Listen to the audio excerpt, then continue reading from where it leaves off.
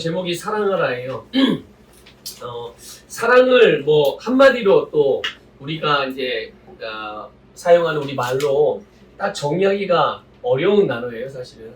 뭐 사랑을 이렇게도 비유하고 저렇게도 비유하고 사랑은 뭐 A다, 사랑은 B다 여러 가지 말로 다 할 수 있지만 설명은 할 수 있고 또 그런 비유도 들 수 있지만 진짜 사랑은 이거다 이렇게 말할 수 있는 진짜 어려운 거예요. 그러니까 사랑의 특징들에 대해서는 말할 수 있는데 이제 사랑이 뭐다 정확하게 우리가 설명할 수도 없고 만약에 그걸 말해준다고 한들 그걸 우리가 또 다 알 수도 없어요. 하나님이 사랑이 뭐다 라고 말씀하셨거든요. 보여줬어요 이미. 그럼에도 불구하고 우리는 그걸 다 헤아리지 못하잖아요. 그러니까 이 사랑이라는 게 참 그래요. 근데 왜 그럴까? 왜 그럴까? 이렇게 가만히 생각해보고 오늘 또 말씀을 준비하면서 오늘 이 복음 말씀을 주중에 준비하면서 왜 사랑을 한마디로 표현할 수가 없지? 왜 한마디로 정의 내릴 수가 없지? 그런데 문득 드는 생각이 있었어요. 그게 뭐냐면 사랑은 어떤 개념이나 규범이 아니기 때문에 그래요. 사랑은 개념이나 규범이 아니에요. 오늘 우리가 읽은 말씀은 한 율법사가 이 바리새인이거든요. 계명을 워낙 잘 알고 있고 하나님 율법도 잘 알고 있고 그 십계명도 잘 알고 있고 그 십계명에서 파생된 다른 율법들, 그래서 그 율법이 중요한 율법들만 365개잖아요. 365개. 하루에 한 개씩만 저기에도 365번을 우리가 지켜야 의로워질 수 있는 거예요. 율법으로 말하면. 그런데 그게 가능해요, 불가능해요? 예, 불가능해요. 364개를 다 지켰다고 하더라도 한 개를 지키지 못하면 나머지 율법도 다 무효되는 거예요. 그냥 지킨 게 다. 근데 이제 그런 계명으로 접근을 했죠. 예수님, 가장 큰 계명이 뭡니까? 이제 어쨌든 사랑하라고 말씀을 했어요. 예수님이 사랑이다. 근데 예수님은 사랑이다라고 말씀을 할 때 그걸 개념적으로 말씀한 게 아니에요. 관념으로 말씀한 게 아니라고요. 그냥 말 그대로 사랑을 말씀하신 건데 이 율법사가 받아들이고 이야기는 계명으로 알아들었죠. 그래서 어떻게 할까요? 이렇게 계명으로 알아들으면, 개념으로 알아듣고 규범으로 알아들으면 어떻게 할까요? 사랑을 행동으로 옮기기 위해서 열심히 노력하겠죠. 네. 그래서 오늘날 교회도 사랑하기 위해서 열심히 노력하잖아요.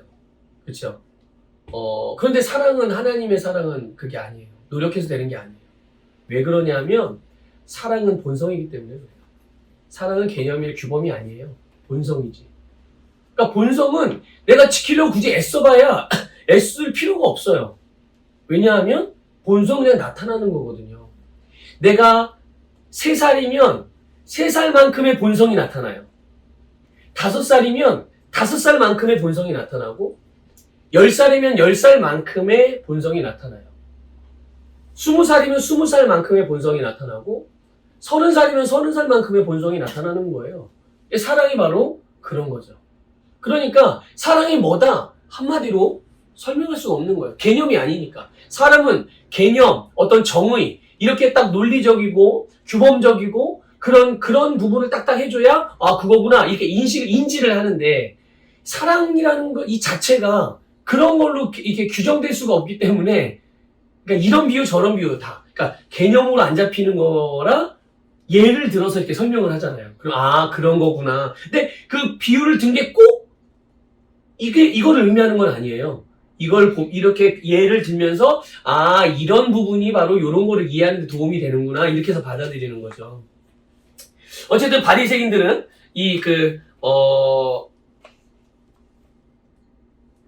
주님께서 말씀하신 사랑을 계명으로 생각을 해서 그래서 예수님도 이제 그들의 수준에서 그들에게 하나님을 사랑해라, 이웃을 사랑해라 이렇게 계명의 모양으로 주신 거예요. 그러나 좀 전에 말씀드린 사랑은 계명이 아니라 하나님의 본성이에요. 애초부터 사랑은 하나님의 본성이고 그러니까 이 사랑이라는 것은 하나님의 존재 방식인 거예요. 하나님이 하나님 되는 것. 그게 바로 하나님의 본성이란 말이죠. 그러니까 하나님이 사랑이기 때문에 그분이 행하는 모든 일들이 다 무엇으로부터 기인되겠어요? 다 사랑으로부터 기인돼요. 근데 이게 하나님의 존재 방식이만 하냐? 아니죠. 하나님의 자녀들도 마찬가지로 하나님에게서 태어났잖아요. 하나님의 자녀들이 그렇잖아요. 우리 태욱이나 소리는 누구의 자녀예요? 하나님의 육신으로 오는 강동. 강동근 성도님과 주민수 권사님의 아들, 딸들이잖아요. 그러니까 누가 뭐래도 이 두 부모님의 아들, 딸들이란 말이죠. 네, 두 부모님의 여러 가지 기질, 성품, 어떤 DNA 이런 거를 다 가지고 태어났단 말이에요. 다 가지고 태어났어요. 근데 그걸 내가 나 엄마 닮아야지, 아빠 닮아야지 열심히 노력해서 그게 드러나요? 아니면 살다 보면 그게 드러나요? 저절로. 살다 보면 그게 저절로 드러나요. 왜 그러냐 하면 바로 강동근 성도와 주미수 권사님의 아들, 딸들이기 때문에 그래요. 하나님의 자녀도 마찬가지죠. 하나님의 자녀도 주님 안에서, 그리스도 안에서 마치 우리가 부모님의 울타리 안에서 부모님과 함께 그 가정 안에서 같이 생활하고 먹고 마시고 자라고 그런 것을 통해서 주님의 그 부모님의 것들이 나에게 그냥 드러나듯이 마찬가지로 우리가 주님과 더불어 먹고 마시고 그 주님 안에서 말씀으로 살아가게 되면 이게 나의 삶이구나. 이게 새로운 피조물의 삶이구나. 이게 그리스도의 삶이 맞네. 그래서 그 안에서 말씀 안에서 살고 은혜 안에서 살고 사랑 안에서 살고 또 그런 주님의 보호 안에서 살고 성령 안에서 살고 그렇게 영적으로 주님 안에서 살아가는 삶을 통해서 이 세상에 이 땅에 우리가 존재하는 방식이 바로 사랑이라는 거예요. 똑같이 하나님과 똑같이 하나님이 우리에게 사랑을 통해서 사랑하기 때문에 행하신 모든 일들 그 일들이 우리에게 그냥 고스란히 은혜로 주어져서 우리의 그 사랑의 열매들이 된 거잖아요. 사랑의 열매가 뭐예요? 또 다른 생명이에요. 새로운 생명의 사랑의 열매라고요. 하나님이 우리를 사랑하신 사랑의 열매가 바로 우리들이고 또 우리도 마찬가지 우리가 주님을 사랑하기 때문에 또 내가 옆에 있는 형제 자매들을 사랑하기 때문에 거기에 또 다른 생명이 탄생하고 또 다른 생명이 성숙하고 성장하고 살아나고 이런 일들이 있는 거죠.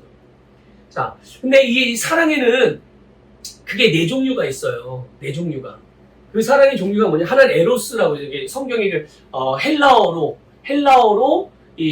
여러 가지가 있는데 그 중에 이제 크게 의미하고 있는 그 사랑의 내용이 첫째는 에로스예요. 여러분 잘 알죠? 에로스는 뭐? 에로스 성적인 사랑을 말하는 거예요. 성적인 사랑이고 남녀 사이의 감각적 육체적인 사랑을 말할 때 에로스다. 근데 주님이 우리에게 말씀하신 사랑은 이런 사랑은 아니란 말이에요. 네. 또 하나 두 번째 그 사랑의 그 모양이 나오는데 그게 뭐냐면 필레오예요. 필레오. 이거는 친구, 동료 사이의 우정을 말할 때 바로 근데 우리나라 말로 번역할 때는 이건 다 사랑으로 번역했어 그냥. 그러니까 우리는 다 똑같은 사랑인 줄 아는데 사실 헬라어는 다 다른 거예요. 종류가 사랑의 종류가. 그러니까 동료나 친구들 사이의 우정을 말할 때 이 필레오라는 단어를 썼단 말이죠. 그 다음에 또 하나는 뭐냐면 스토르게라는 단어가 있어요. 스토르게라고 하는 단어가 있는데 이거는 뭐냐면 혈연적인 사랑인데 부모와 자녀의 사랑이에요. 부모가 자녀를 사랑할 때 자녀가 부모를 사랑할 때 이 스토르게라는 단어를 써서 사랑이라는 그 부모의 사랑이라는 것을 표현을 했어요. 그리고 또 하나는 이제 우리가 잘 아는 아가페. 아가페가 어떤 사랑이죠? 이건 아가페는 하나님의 사랑이고 무조건적이고 제한 없는 사랑. 이게 이제 아가페 사랑이에요. 그럼 예수님께서 우리에게 사랑하라고 말씀하신 그 사랑은 어떤 사랑일까요? 네, 하나님의 사랑이에요. 하나님의 사랑. 그럼 하나님의 사랑이 어떤 사랑인가? 이것도 뭐 한마디로 정의할 수 없기 때문에 이 성경에서 그 하나님의 사랑을 어떻게 우리에게 계시해주고 있는지 그거를 좀 우리가 보면 알 수 있죠. 그게 뭐냐면 하나님이 나를 어떻게 사랑하셨냐면 보면 알아요. 말씀을 통해서 하나님이 우리를 어떻게 사랑하셨는지를 보고 이게 아가페 사랑이구나. 이게 하나님의 사랑이구나 알 수 있어요. 우리가 가장 쉽게 그렇지만 가장 무겁고 가장 무게 있는 가장 중요한 그 하나님의 사랑에 대한 개념 또 의미 그게 뭐냐면 요한복음 3장 16절이에요. 다들 혹시 아시죠? 요한복음 3장 16절 하나님이 세상을 이처럼 사랑하사 누구를 주셨어요? 네, 여기서 말하는 세상은 바로 우리들을 말하는 거예요. 근데 이 세상이 아니라 바로 한 영혼들을 말하는 사람들을 말하는 거예요. 그래서 하나님께서 당신의 독생하신 아들을 주셔서 왜 주셨어요? 인류를 위해서 죽음에 내어주실 만큼 그들을 사랑하기 때문에 그들이 멸망당하는 걸 원치 않아. 한 사람이라도 멸망당하는 걸 원치 않는 거예요. 그러니까 하나님이 그 한 사람이라도 구원하기 위해서 그들에게 자신의 생명을 내어주시는 사랑이 바로 하나님의 사랑이고, 아가페 사랑이라는 게 이런 거구나라는 것들을 알 수 있죠. 그러니까 하나님께서 이 독생자를 주신 것은요, 오늘 그리스도인들만을 위해서 주신 사랑이 아니에요. 하나님의 사랑은 모든 사람을 위한 사랑이에요. 이거를 여러분 잘 이해해야 돼요. 교회와 성도들이요, 가끔 이렇게 좀 착각할 수 있는 부분이 있어요. 하나님이 지금 그리스도인들만 사랑하셔서 그들만 사랑하신다고 하는, 하여튼 옛날에 이스라엘 백성들이 가지고 있는 선민의식 같은 이상한 그런 잘못된 의식을 갖고 있어요. 아니요. 하나님은 그리스도인들도 사랑하시지만 세상의 모든 사람들을 사랑하세요. 그런데 왜 그러면 목사님, 그러면 왜 그리스도인들은 그 하나님의 사랑을 풍성하게 누리고 살아가는데 왜 세상 사람들은 어차피 하나님의 사랑을 하나님이 사랑하는데 왜 세상 사람들은 그러면은 똑같이 사랑하시는데 세상 사람들은 그 하나님의 사랑을 누리지 못할까요? 라고 생각할 수 있겠죠. 우리는 교회와 성도들 하나님이 주신 사랑을 다 누리잖아요. 근데 똑같은 사랑을 받으면서도 세상 사람들은 그 사랑을 누리지 못해요. 그게 왜 그럴까요? 바로 예수 그리스도를 믿음으로 하나님과의 관계가 형성되지 않았기 때문에 그런 거예요. 우리는 하나님의 자녀가 되었잖아요. 이게 자녀만 누릴 수 있는 특권인 거예요. 예수 그리스도는 모든 사람을 구원하기 위해 십자가에 달리셨어요. 나만 구원하기 위해서가 아니에요. 지금 현재 있는 교회들, 교회 공동체들만을 위해서 그들만 구원하기 위해서 예수님 십자가에 죽으신 게 아니에요. 모든 사람을 위해서 다 죽으신 거예요, 십자가에서. 그런데 구원은 누구만 받아요? 믿는 사람들만 받는 거예요. 믿는 사람들만. 그래서 그 믿는 사람들만 구원받고 그 믿는 사람들의 모임이 곧 교회인 거예요. 애초부터 교회를 따로 분리해가지고 교회만 사랑하시고 교회만 구원하기 위해서 하나님이 예수님을 보내신 게 아니라 가장 중요한 것은 예수 그리스도를 믿는 것이고, 바로 누구든지 이 복음을 듣고 예수님을 믿기만 하면 하나님께서 예수님을 통해 이루어 놓으신 모든 인류를, 나를 구원하시기 위해서 행하신 모든 일들의 결과, 그 효과, 효력, 구원의 효력, 그것이 우리의 것이 되는 거예요. 나의 것이 될 수 있는 거죠. 그런데 안타깝게도 세상 사람들은 아직 복음을 듣지 못했거나 아니면 들었음에도 불구하고 복음을 거절했기 때문에 하나님의 자녀가 아니니까 그 효과가 날 수가 없는 거예요. 만일 여러분들에게 자녀가 있다고 생각을 해보세요. 내 자녀가 엄마 아빠 10,000원만 주세요. 그러면 줄 거예요, 안 줄 거예요? 당연히 주죠. 근데 어서 내 아이하고 비슷한 나이 또래 어떤 애가 지나가다가 갑자기 나를 보더니 눈이 마주쳤는데 오더니 엄마 10,000원만 주세요. 아빠 10,000원만 주세요. 그러면 여러분들 어떻게 하실래요? 그러면 오해할 수 있어요. 갑자기 태욱이한테 누가 와가지고 애가 와가지고 아빠 저 10,000원만 주세요. 그러면 앞으로 이제 결혼할 이나는 뭐지? 그냥 웃으면서 넘길 수 있지. 근데 밤에 잠이 안 와. 계속 혼자 생각하는 거야. 에이 뭐지? 내가 모르는 뭔가 있나? 자 보세요. 왜 당황하고 왜 그 아이에게 10,000원 사실 줄 수도 있는 거잖아요, 그냥. 근데 왜 안 줘요? 그걸 왜 이상하게 생각해요? 그 아이의 입장에서 보면 나는 분명히 10,000원을 달라고 그랬는데 10,000원이 없으니까 10,000원을 가지고 할 수 있는 그런 과자도 못 사 먹어, 커피도 못 사 먹어, 애들은 커피가 아니에요. 주스도 못 사 먹어, 아이스크림도 못 사 먹어, 또 학용품도 못 사. 10,000원으로 할 수 있는 누릴 수 있는 유익을 못 누리잖아. 얘는 지금 10,000원을 달라고 했는데 못 받았으니까 얘는 왜 못 받았을까요? 자기 엄마 아빠가 아니야. 엄마 아빠가 낳은 자식이 아니야. 그러니까 그게 이상한 거고, 그게 당황스러운 일이 되는 거고, 정작 10,000원으로 누릴 수 있는 모든 특권들을 누릴 수가 없는 거예요. 그러니까 중요한 건 뭐냐면 바로 하나님과 나와의 관계가, 부모와 자녀와의 관계가 이루어져야 되는데, 이 모든 일을 행하는데 기본적으로 하나님께서 이것이 이루어지게 하기 위해서 당신의 독생자 아들 예수님을 이 땅에 보내주셨고 죽음에 내어주신 거예요. 얼마나 사랑하셨으면. 그러니까 이거는 말로 표현이 안 되죠. 우리 우리가 계산할 수 있는 숫자의 한계도 뛰어넘는 거야, 이거. 그걸 어떤 것으로도 헤아릴 수가 없는 거죠. 그래서 하나님이 독생자 예수를 주신 것은 모든 사람을 위한 사랑이고 차별이 없는 사랑인 거예요. 그래서 하나님이 남자만 사랑하고 여자는 안 사랑하고 여자만 사랑하고 남자만 안 사랑하고 이게 아니라는 거예요. 하나님이 한국 사람을 사랑하고 저 북한 사람을 안 사랑하고 이게 아니라는 거예요. 모든 사람을 다 차별 없이 사랑하시는 사랑이 바로 이 아가페 사랑. 그런데 우리 보고 예수님이 이렇게 사랑하래요. 사랑하래요. 이게 너희들의 본성이야. 너희들의 본성이, 너희들이 갖고 있는 생명이고 그 생명 안에 담긴 본성이고 이게 너희들이 이 세상에서 존재해야 될 삶의 양식인 거야. 이거를 이제 의미적으로 이렇게 사랑하라는 그 말 한마디에 다 들어있는 거예요. 아니 우리가 이렇게 과연 사랑할 수 있을까? 우리가 과연 이렇게 사랑할 수가 있냐는 거예요. 대부분의 사람들 그렇게 사랑하지 못하죠. 왜냐하면 우리는 죄된 육신의 몸을 입고 있고 우리는 죄인이기 때문에 그렇게 사는 건 하나님만 사랑할 수 있는 거고 하나님이 은혜 주고 능력을 주셔야 또 그렇게 사랑하고 또 능력이 안 주시면 내가 그렇게 사랑하지 못하다가 또 기도 열심히 해서 은혜 많이 받으면 또 그렇게 또 사랑하게 되고 이렇게 생각을 해요. 보통 많은 그리스도인들이요. 자, 아까 말씀드렸지만 바리새인들은 이미 사랑하라고 하신 이 계명을 다 알고 있어요. 왜냐면 그들은 태어날 때부터 어릴 때부터 율법을 배우기 때문에 부모로부터 또 랍비로부터 배우고 자라기 때문에 이 사랑하는 계명을 모를 리가 없네요. 지금 율법사가 예수님에게 물어본 것도 사실은 모르고 물어본 게 아니야. 알고 있음에도 불구하고 예수님을 시험하기 위해서 물어본 거란 말이에요. 그러니까 이게 사랑하라고 하신 이 하나님의 말씀을 이 바리새인들은 개념으로만 알고 있고 그냥 지식으로만 알고 있는 거예요.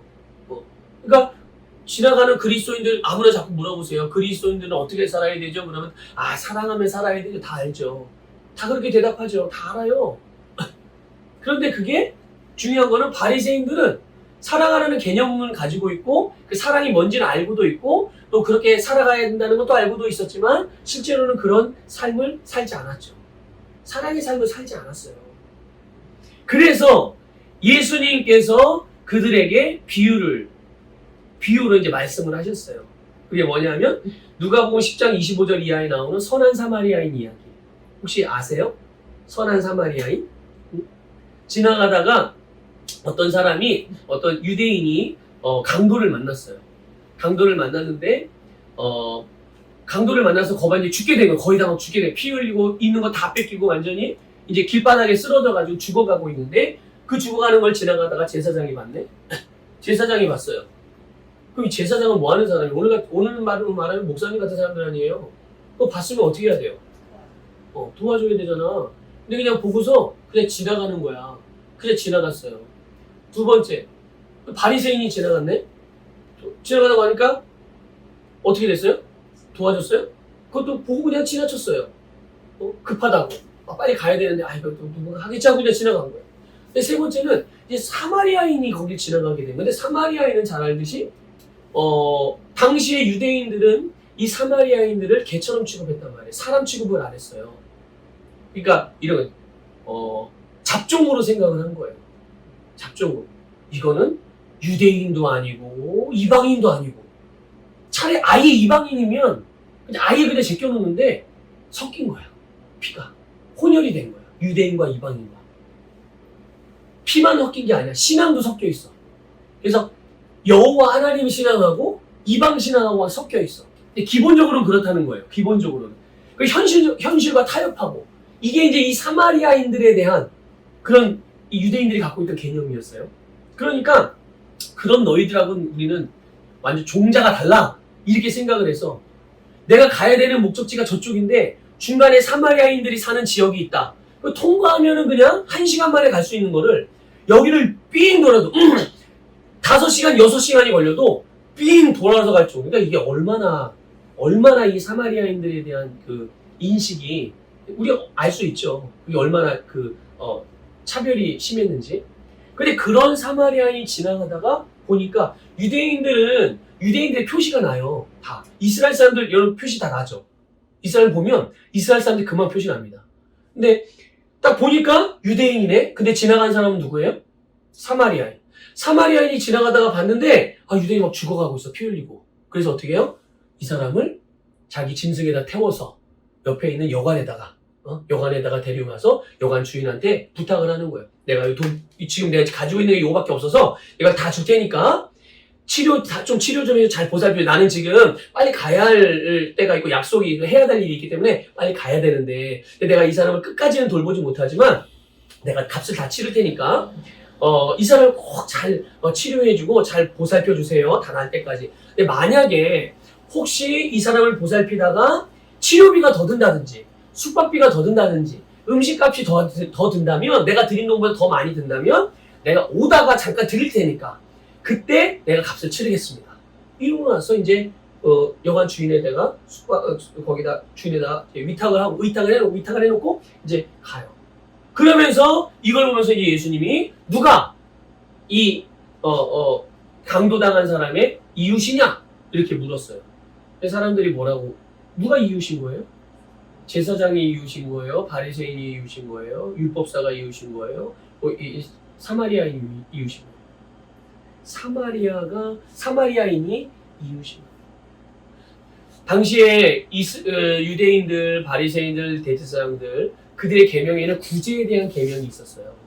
그래서 그들은 빠지지 않고 구제를 했습니다. 실제로.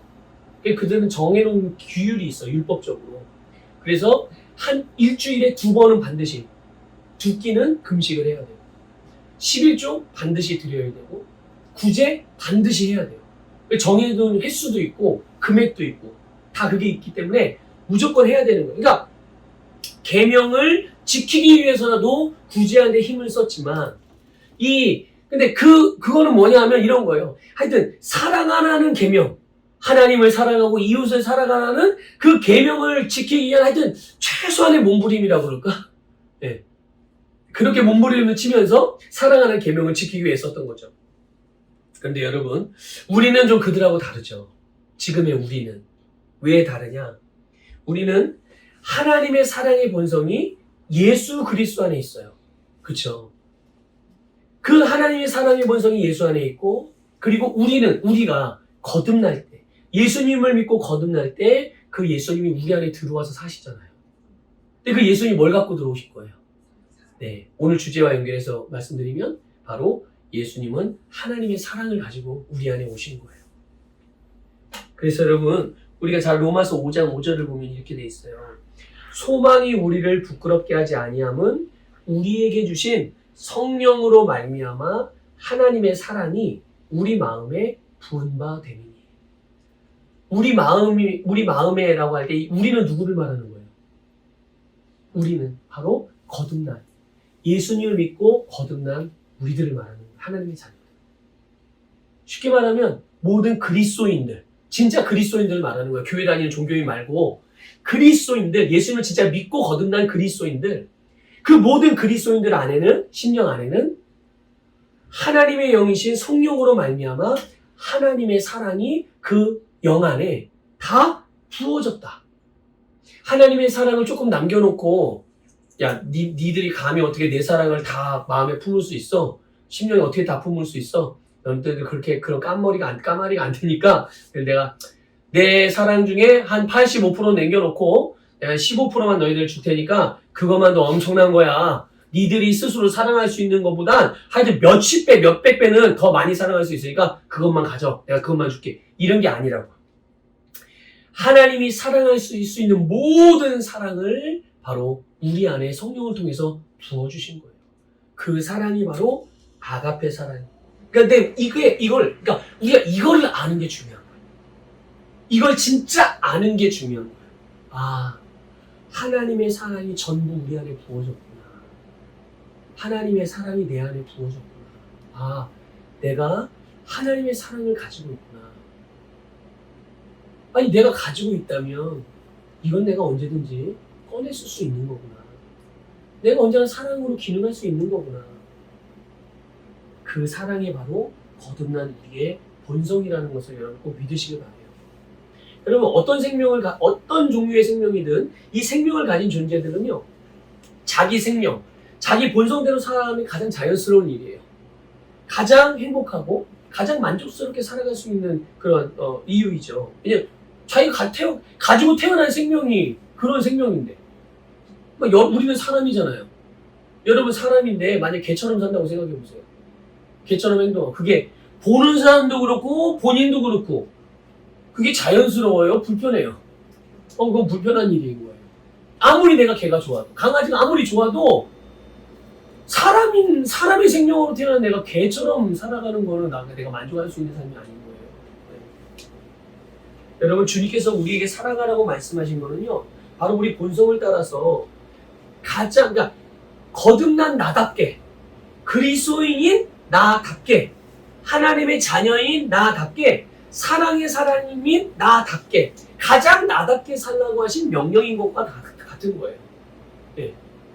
그러니까 우리가 나답게 살아가는 것을 여러 가지로 표현할 수 있겠지만 그 중에 너무나도 중요한 부분이 바로 사랑이다.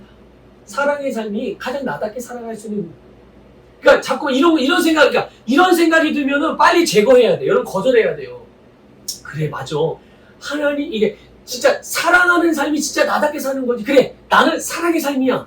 그런데 한쪽에서 또 다른 이것과는 다른 생각이 스물스물 올라오는 거예요. 다른 종류의 생각이. 이게 뭐냐면 사랑하면 나눠주고 섬기고 남을 위해서 살아가는 건데 그러면 나는 손해보는 거 아닌가? 나는 내 거를 좀 이렇게 빼앗기는 거 아닌가? 아니 나도 나로서의 어떤 그런 나를 유익하게 할 수 있는 삶을 살아가야 되는 게 아닌가? 이런 생각이 이제 한쪽에서 또 들 수도 있죠. 여러분 그럴 때 그 생각을 여러분들 거절하시길 바래요.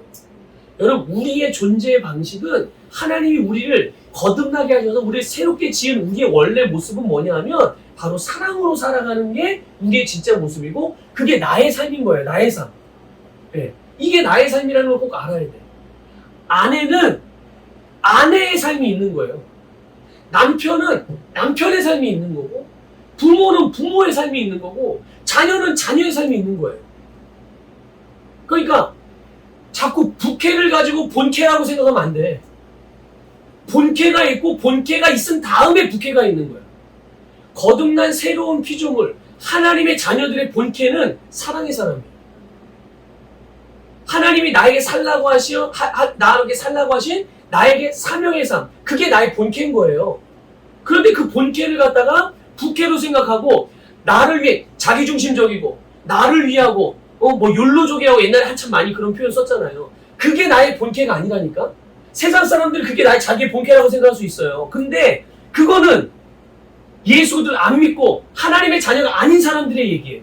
이거를 진리를 모르는 본인의 본성을 모르고 본인의 진짜 어디서부터 왔고 어디로 가며 내가 이 땅에서 무엇을 하며 살아가는 사람인지를 모르는 사람들이 하는 얘기고 우리는 다 알잖아. 어디서 왔고 무엇을 위해 살다가 어디로 가는지 이미 우리는 인생의 모든 심지어 영원한 세계까지 다 아는 사람이에요. 그런데 우리가 그런 정말 놀라운 계시 지식을 갖고 있는 이런 사람들이 이런 존재가 자꾸만 옆에서 이상한 딴 사람들이 그냥 자꾸만 엉뚱한 소리 하는데 그게 마치 진짜인 줄 알고 귀 기울이고 그걸 따라가면 되겠어요? 그렇죠? 그러니까 사랑의 삶이 내 삶이구나. 이거를 진짜 내 걸로 확 가져오셔야 돼요. 이게 나의 삶이구나. 이게 나의 삶이구나. 그러니까 보세요. 예수님이 죽으신 십자가. 여러분 십자가 모양 어떻게 생긴지 알죠? 십자가 어떻게 생겼죠? 네, 이렇게 생겨요. 이게 십자가. 네. 이게 바로 우리가 여기에서 이 사랑의 관계를 알 수가 있어요. 이게 수직과 수평이잖아요. 둘 중에 하나만 빠져도 예수님의 온전한 십자가가 다 완성이 될 수가 없는 거예요. 수직적으로는 하나님과 우리와의 관계, 수평적으로는 나와 우리와의 관계거든요. 그 관계가 뭐예요? 사랑이에요. 사랑. 하나님과 우리와의 관계도 사랑, 나와 우리와의 관계도 사랑이에요. 이렇게 딱 하나가, 그러니까 어떤 사람은 중요하지 않아. 하나님만 사랑하면 돼. 이랬는데, 천만의 말씀. 그럼 십자가가 그냥, 이거 십자가가 아니라니까? 십자가의 삶이 완성이 될 수가 없어요. 십자가의 삶이 완성이 될 수가 없는 거예요. 그렇다고는, 하나님은 이미 우리를 사랑하셨으니까, 우리 하나님이 필요 없고, 이제 우리는 이 땅에서 이미 하나님이 예수님을 통해 사랑을 다 이루셨으니까 우리는 그러면 옆에 있는 사람만 사랑하면 돼. 그래서 수평적인 짝대기 하나만 갖다 놔. 그럼 이게 십자가예요? 아니에요. 십자가는 하나님과 우리와의 관계, 나와 우리와의 관계가 함께 연결되어질 때 그게 완전한 십자가. 자, 어떻게 사랑하는가 그럼? 어떻게 사랑하는? 오늘 우리가 이거 본 말씀 39절에 보면 내 자신과 같이 사랑하래요. 네 자신같이. 네가 너 얼마나 사랑하는지 네가 너를 사랑하듯이 네 이웃을 사랑하면 돼. 이렇게 말씀하신 거예요. 여러분 보세요. 내가 내 몸을 돌봐요. 내 몸을 가꾸고 내 감정도 다루고 내 생각도 이제 막 좋은 생각으로 바꾸고 생각도 돌보고 지키려고 하고 또 우리의 영도 지키고 돌보기 위해서 건강하게 하기 위해서 말씀으로 우리 영의 양식은 말씀이니까 말씀을 잘 먹고 말씀을 잘 믿고 그래요. 자, 이러한 것들이 우리는 왜 나를 위해서 이런 일들을 하죠? 왜 몸을 돌보고 왜 내 마음과 감정과 내 지식을 계속 발전시키려고 하고 왜 내 영을 이렇게 말씀을 통해서 계속 영의 양식을 먹여서 왜 나를 자꾸 발전시키려고 그래요? 네? 궁극적으로 기본적으로는 바로 그러니까 내가 나를 사랑하기 때문에 그런 거예요. 근데 자기를 사랑하지 않는 사람이 있어요. 자기를 사랑하지 않는 사람. 그런 사람들의 삶은 어떨까요? 자기를 사랑하지 않는 사람은 자기를 그냥 방치합니다. 자기를 가꾸지 않아요. 그래서 노숙자들은 자기를 사랑하지 않아요. 그리고 어디에 중독되어 있는 사람들 역시도 자기를 사랑하지 않기 때문에 폭력적이고 또 여러 가지 그런 살인 이런 범죄하는 사람들 자기를 사랑하지 않기 때문에 그런 거예요. 자기를 사랑하지 않기 때문에 내가 어떤 존재에 대한 내 가치를 발견하지 못하는 거예요. 그런데 기본적으로 자기를 사랑하는 사람은 그래서 자기를 위해서 뭔가를 하는 거예요. 그러니까 자기의 사실은 왜 내가 왜 이러지? 이런 걸 몰라. 모르는데 본능적으로 내가 나를 사랑하기 때문에 그렇게 하는 거야. 누가 가르쳐주지 않았기 때문에 내가 왜 나를 위해서 이렇게 투자하지? 왜 내가 이렇게 가꾸지? 왜 나를 이렇게 보호하지? 나는 아프지 않기 위해서 나를 그냥 보호한다고 생각하는데 사실은 본능적으로 내가 나를 사랑하니까 내가 아프면 안 되는 거야. 그러니까 날 아프지 않기 위해서 그렇게 지키고 보호하는 거거든요. 그러니까 누가 해라 마라 해요, 안 해요? 안 해도 내가 나를 지키고 보호하고 발전시키는 거예요. 그리고 이게 자연스럽잖아요, 너무. 그쵸? 이게 바로 우리 본성 때문에 이것처럼 어떻게 하라고요? 이것처럼 너희 이웃들에게도 그렇게 사랑하라는 거예요. 그렇게 그들에게 관심도 갖고 우리 이제 지난주 계속 선물에 대해서 계속 나눴잖아요. 선물을 주는 삶. 응? 이것처럼 우리가 다른 사람들에게 관심을 갖고 그러다 보면 필요가 보일 테고 필요가 보이면 그들에게 공급해주고 그들을 위해 기도해주고 축복하고 영적인 것들도 공급해주고 말씀이면 복음이죠. 또 그들을 그냥 단지 필요를 공급해주는 것뿐만 아니라 그들을 마귀로부터 보호해주는 것도 우리가 할 수 있는 일이거든요. 이게 바로 이웃. 그래서 보세요. 이웃이나 친구를 위해서 가장 사랑하는 가장 최고의 모습이 뭘까요? 내가 이웃, 내 친구들을, 내 주변 사람들을 사랑하는데 정말 이 최고로 사랑할 수 있는 방법. 요한복음 15장 13절에 나오거든요. 요한복음 15장 13절에 이렇게 돼 있어요. 사람이 친구를 위하여 자기 목숨을 버리면 이보다 더 큰 사랑이 없나니. 네. 이게 무슨 말이에요? 친구를 위해서 목숨을 버리면 그거보다 더 큰 사랑이 없다는 거죠. 이게 바로 예수님이 나를 사랑하셔서 하신 일이에요. 이거 예수님이 하신 일이에요. 그래서 우리를 예수님 친구라고도 부르는 거예요. 네. 하나님이 우리를 위해서 행하신 일. 그러니까 하나님이 모세를 위하여 친구라고 부르잖아요. 이거 보세요. 그러니까 그들을 위해서 그들의 영혼이 구원받을 수 있도록 그들이 치유받고 형통할 수 있도록 또 그들의 영적인 싸움 어떤 유혹이라든지 미혹 가운데서 구출받을 수 있도록 그들이 주님을 알 수 있도록 우리가 중보하는 시간을 내주고 그들을 중보하는 믿음과 열정을 사용하는 걸 의미하는 거예요. 그들을 위해서 내 목에 칼 딱 들이고 너 예수 믿으면 안 믿으면 나 죽는다 이걸 말하는 게 아니야. 그들을 위해서 정말 내가 기쁘고 즐거운 기꺼운 마음으로 자원하는 심령으로 그들을 돕기 위해서 우리의 모든 것을 사용할 줄 아는 것. 그래서 갈라디아 4장 19절에서는요 사도 바울은 이거를 뭐라고 표현하냐면 너무 이 표현이 의미하는 바가 알긴 알겠지만 이제 엄마들만 알 수 있는 거죠. 더 정확하게 말하면 엄마들만 너희를 위하여 해산하는 수고를 한다 이렇게 말했어요. 사도 바울 사도 바울은 남자인데도 해산하는 수고를 안 하는지.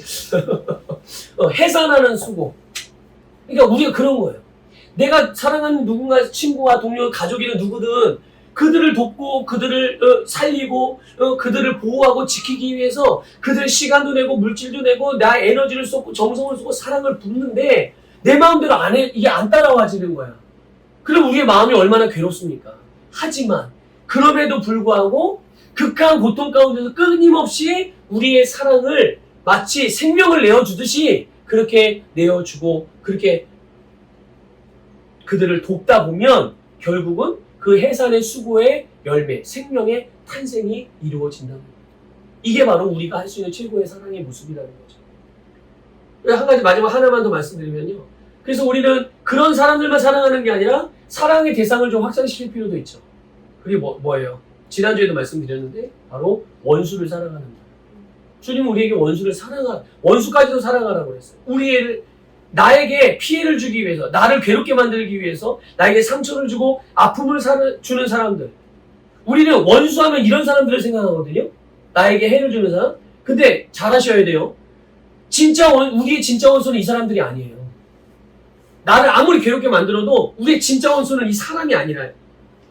이들은 우리가 사랑해야 될 대상인 거예요. 사람은 어떠한 잘못을 했든지 사랑해야 할 대상이지 내 원수가 아니라고요. 그 원수는 뭡니까? 그 사람들을 이용해서 나를 또는 우리를 또 누군가를 괴롭게 만드는 그 배후의 역사는 어둠의 영이 원수인 거죠. 그러니까 그 원수는 우리가 어떻게 해야 돼요? 진짜 원수는. 대적하고 물리쳐야 돼요. 만약에 누군가가 그 어둠의 권세, 마귀에게 유혹을 받아서 그렇게 쓰이면, 나를 괴롭게 하는데 쓰임을 받으면 우리는 어떻게 해야 될까요? 이 사람은 사랑하지만 이 사람의 배후의 역사는 그 어둠의 권세는 우리가 예수 이름 물리쳐서 이 사람을 자유하게 해줘야 되는 거예요. 자유하게 해줘야 되는 거예요. 그래서 그들을 위해서 우리가 가장 크게 그러니까 원수 짓을 하는 사람들을 위해서 가장 우리가 할 수 있는 가장 큰 사랑. 그거는 세 가지로 말씀드렸어요. 간단하게. 하나는 가장 먼저는 용서해 주는 거예요. 그다음에 두 번째는 그들을 위해 기도하고 축복해 주는 거고요. 그 다음에 세 번째는 그들이 필요로 하는 것들을 선물을 보내주는 거죠. 진짜 실물의 선물을 보내줘서 그게 보세요. 그들을 용서하는 일, 그들을 위해 축복하며 중보기도 하는 일, 그들에게 선물을 보내주는 일. 이거는 그들로 하여금 나를 대적하게 만드는 그 진짜 원수, 정사, 권세, 어둠의 세상 주관자들, 악의 영들과 내가 대신 싸워주는 거예요. 그 일 자체가. 그에게 역사하고 있는 어둠의 영들하고 내가 직접 영적인 싸움을 벌이는 거예요. 누가 이길까요? 내가 그 싸움을 피하거나 등만 돌리지 않는다면 끝까지 싸우면 결국 이기는 거는 우리가 이겨요. 그래서 우리가 하나만 더 말씀드리면 주는 것과 관련해서 우리가 원수를 사랑하기 위해서 원수와 싸우는 가장 강력한 수단 중에 하나. 여러분 한번 성경책 좀 찾아보세요. 로마서 12장 20절.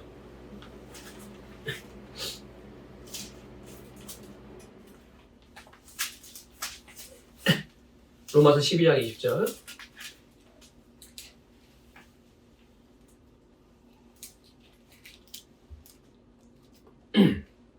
자, 읽어봅시다. 시작. 네 원수가 줄이거든 먹이고 목마르거든 마시게 하라. 그리함으로 내가 숯불을 그 머리에 쌓아 놓으리라. 아멘. 자, 여기서 원수가 줄이면 뭐 하래요? 먹이래요. 목마르면 어떻게 하래요? 마시게 하래요. 그러면 그게 곧 뭐라고요? 이게 무슨 의미인지 아세요? 여러분? 예전에 목사님들이 저도 그렇게 이제 생각을 했던 적이 있어요. 그렇게 설교한 적은 없는데 그렇게 저도 배워서 그렇게 생각했던 적은 있는데 사람의 머리에다 숯불을 얹어놓으면 어떻게 돼요? 타죽잖아요. 그래서 근데 이게 원수의 머리에다 숯불을 얹는 거래요. 그럼 내가 원수에게 줄였을 때 원수를 줄이게 먹이고 그가 목말랐을 때 물을 마시게 하면 이 사람은 그 다음에 어떻게 된다고요? 머리에 숯불을 올렸으니까 이 사람은 어떻게 되는 거예요? 이게 맞는 말이에요? 아니 배고픈 거 다 해서 먹였는데 목마르게 물을 줬는데 이거는 뭐하게 여러분 먹을 것을 주고 마실 물을 주는 거는 이 사람은 어떻게 하기 위해서 하는 일이에요? 살리기 위해서 하는 일인데 하나님이 죽인대. 이렇게 우리가 그냥 이거를 그냥 생각하면 말이 안 되는 거예요. 이 말은 무슨냐면 이 불이라는 거는 때로는 하나님의 말씀으로 비유되기도 해요. 그러니까 결국 그 머리에 뭐를 쌓게 되는 거예요, 이게? 하나님의 말씀을 쌓게 돼요.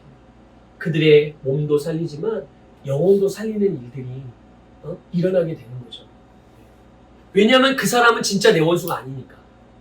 그 사람은 우리가 사랑해야 될 대상이고 사실 그 사람의 배후에서 역사는 악한 어둠의 영이 어둠의 세상 주관자가 바로 원수니까 그 원수는 떠나가고 이 영혼은 살게 되는 그런 일들이 일어나게 되는 거예요. 이게 얼마나 강력한 무기입니까? 진짜 우리에게 원수짓 하는 사람들에게 우리가 싸울 수 있는 무기. 이걸 꼭 기억하셔야 해요. 그래서 우리가 주님의 말씀을 따라서 원수를 사랑하면 우리는 그 원수를 분노와 증오와 어둠의 세력으로부터 자유하게 해줄 뿐만 아니라 우리 자신의 길도 넓어지게 돼요. 지난주에 나왔던 말씀이죠. 그래서 잠언 18장 16절 사람의 선물은 그의 길을 넓게 하고 또 존귀한 자 앞으로 그를 인도하느니라. 네, 이거예요. 그래서 여러분 주님께서 이제 사랑하라 말씀하셨어요. 우리가 이렇게 살아가게 될 때 이것이 곧 바로 사랑하라는 주님의 말씀에 대한 순종이에요. 사랑은 저와 여러분의 본성이고 사랑하는 것은 바로 거듭난 내가 살아가는 삶의 방식이고 또 내가 그렇게 삶을 살아가는 것은 곧 주님께서 나에게 주신 말씀의 성취인 거예요.